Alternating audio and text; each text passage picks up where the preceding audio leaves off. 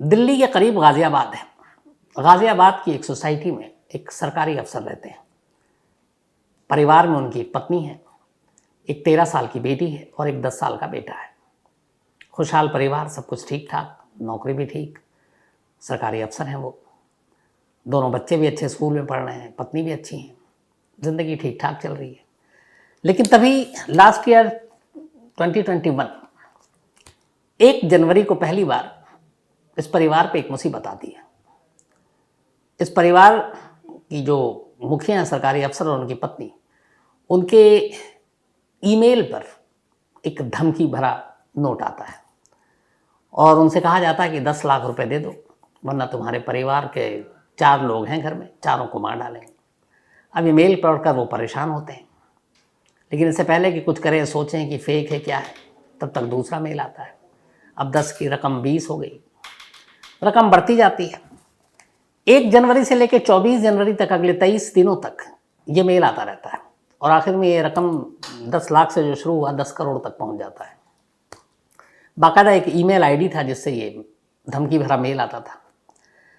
अब धमकी के साथ साथ फिर कुछ ईमेल में अजीब अजीब बातें आने लगी। एक आई कि पुलिस को खबर की, पैसे नहीं दिए तो हमें मालूम है तुम्हारे परिवार में तुम पति पत्नी हो, एक बेटी है एक बेटा है, चारों की लाशें मिलेंगी। फिर एक में आया कि तुम्हारी बेटी 13 साल की है लेकिन उसकी शादी भी करानी पड़ सकती है। अब ये सारी चीज़ें सुनकर परिवार डर गया कि करे तो क्या करे। इसके बाद उन्होंने गाजियाबाद पुलिस को इन्फॉर्म किया। अब मामला एक सरकारी अफसर का था, इस तरह से ब्लैकमेलिंग धमकी की थी।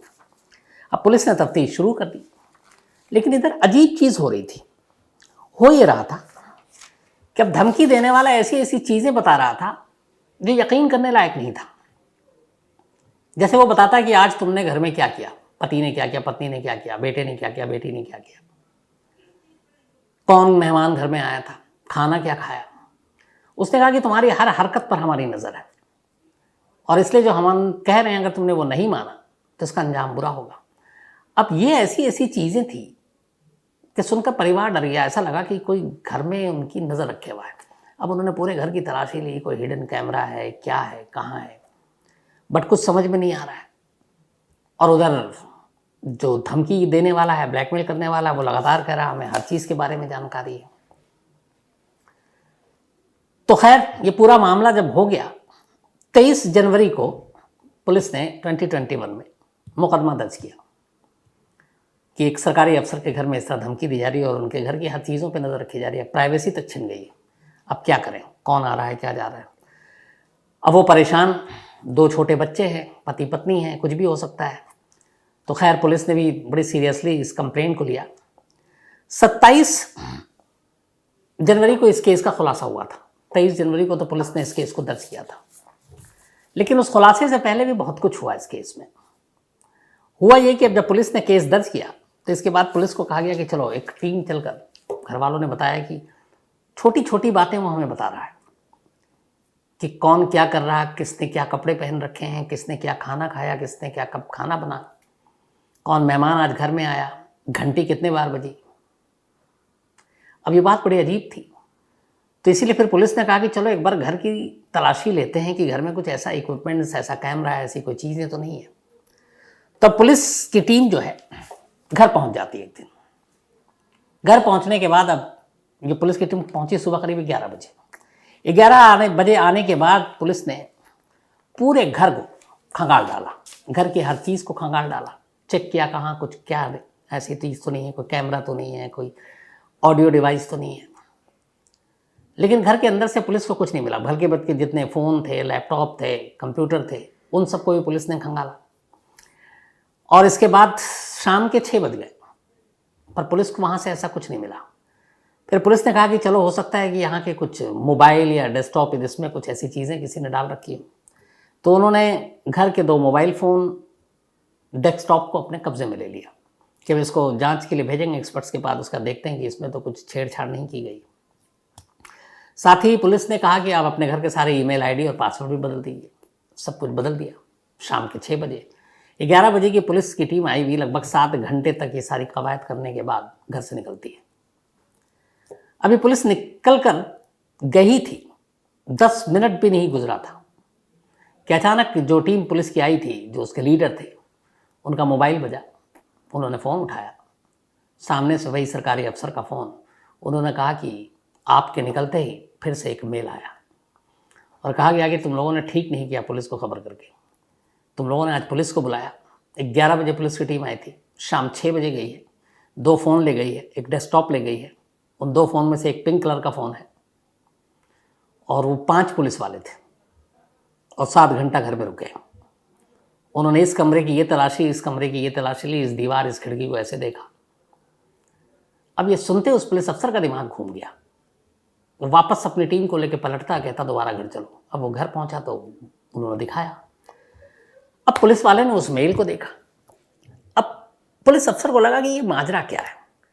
एक तो हर चीज़ घर की वो बता रहा है और अभी पुलिस की टीम रही 7 घंटे, उसकी माइनर से माइनर डिटेल भी बता रहा है वो। और वो चूँकि खुद इस ऑपरेशन में शामिल, उन्हें मालूम है मैंने क्या क्या किया, तो वो सारी चीज़ें सच हैं। क्या क्या कब्जे में लिया वो भी सच बता रहा है। पुलिस वालों को लगा कि कुछ ना कुछ मामला गड़बड़ है। अच्छा, इसमें कई बार बीच में ऐसा हुआ था कि तुम हमें हल्के में मत लेना, तुम्हारे ऊपर हमारी पैनी नज़र है और तुमको मैं इशारा दूंगा घंटी बजाकर, और डोरबेल बज जाता था। अब घर वाले हैरान कि ये क्या माजरा है। पुलिस वाले ने भी कहानी सुनी तो अक्सर ये होता है कि जो हैकर हो या ब्लैकमेलर हो वो दूर से धमकी देता है। कोई आकर ये बताने के लिए ऐलान नहीं करता कि देखो मैं हूँ और अभी थोड़ी देर के बाद तुम्हारा डोरबेल बजेगा और डोरबेल बज रहा है। तो ऐसी हिम्मत कौन कर सकता है। अब जब ये सारी चीज़ें हुई तो पुलिस अफसर को लगा कि मामला कुछ गड़बड़ है। अब उन्होंने घर की फिर से तलाशी ली। फिर घर के सारे मेंबर, अब शक किस पे करें। सरकारी अफसर कंप्लेनेंट है, पत्नी भी कंप्लेनेंट, उन्होंने भी साथ दिया। एक बेटी 13 साल की, बेटा 10 साल का, बेटा 5वीं क्लास में, बेटी 7वीं क्लास में।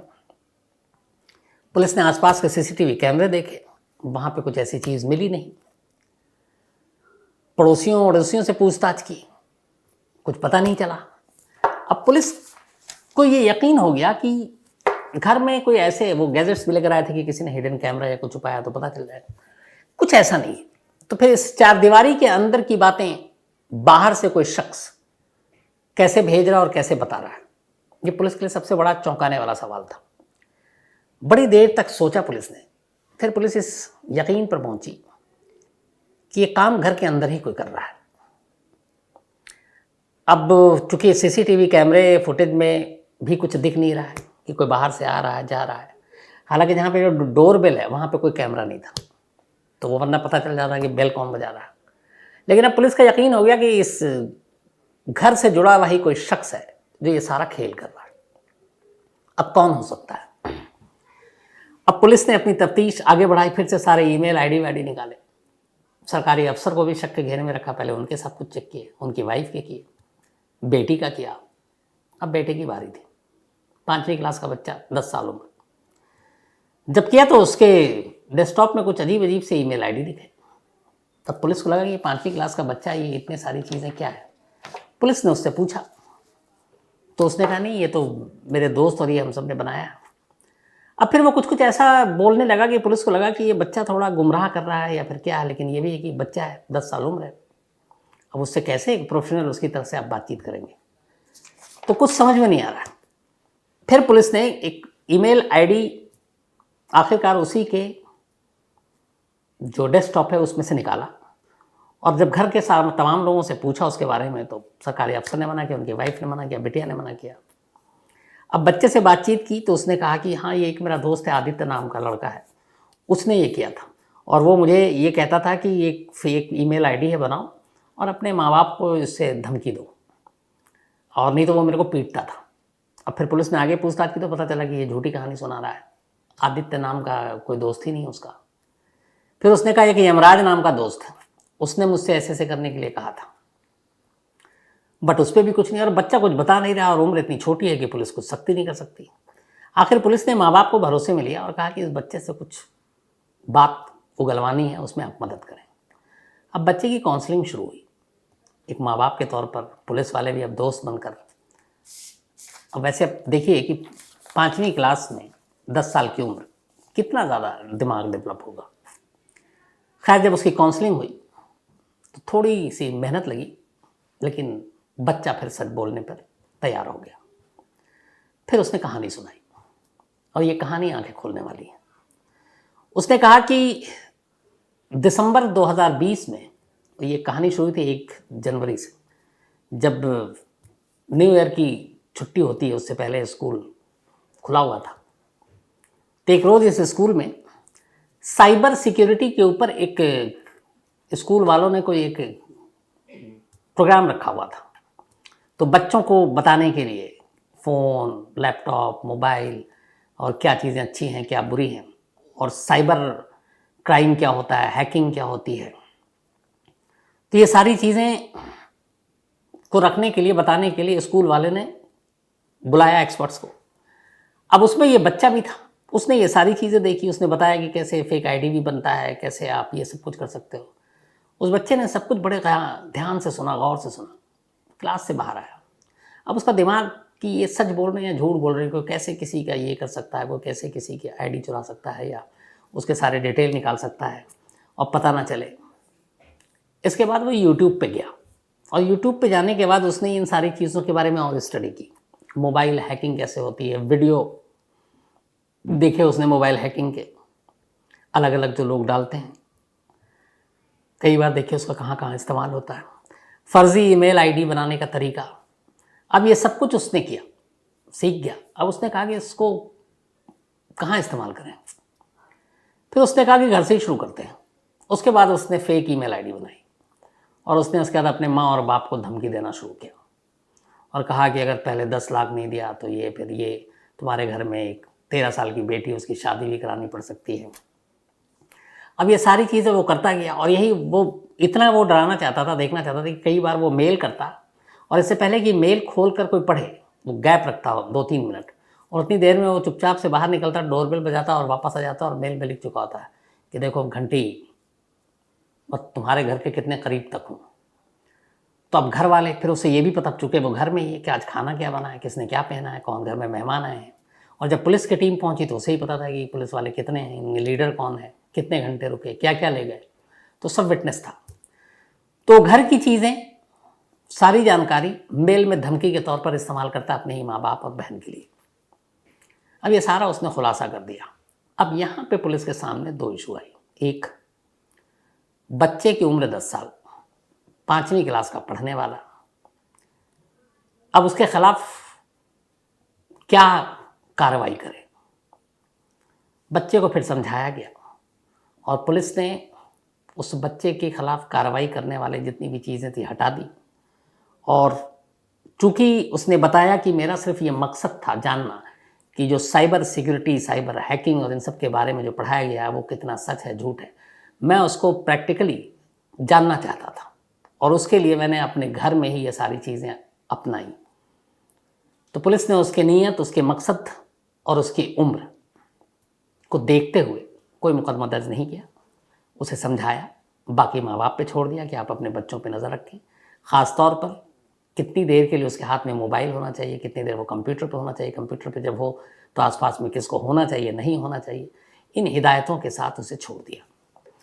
अब आप बताइए, एक 10 साल की उम्र 5वीं क्लास का बच्चा लगभग 23 दिनों तक अपने पूरे परिवार को डराता रहा, और तमाम वो चीज़ें की जो शायद बड़े बड़े घाघ जो प्रोफेशनल क्रिमिनल सोच सकते हैं वैसा, लेकिन यहाँ मकसद कुछ और था। फिर भी ये चीज़ें बताती हैं कि अगर बच्चों के ऊपर कंट्रोल ना हो और वो कब क्या कर रहा है उस पर माँ बाप की नज़र ना हो तो बच्चों के बिगड़ने के पूरे चांसेस होते हैं।